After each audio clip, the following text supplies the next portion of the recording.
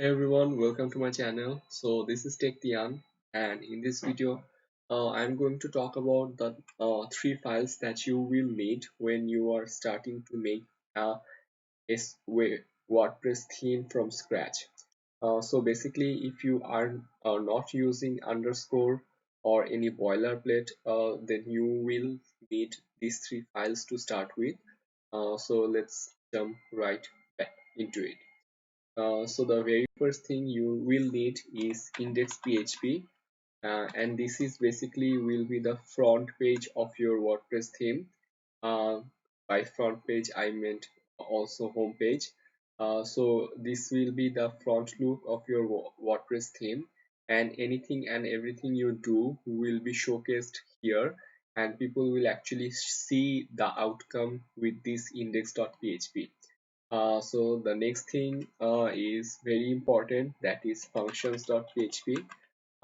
For your theme, you will have a lot of files in your directory, and you need to connect them, and you need to tell your WordPress theme that you have this file here and here, and you need to have tons of functions to operate them as well. So for that we have functions.php.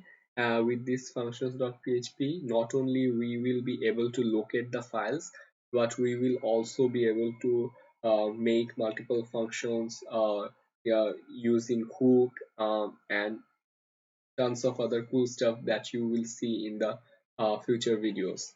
And last but not the least, you will need style.css.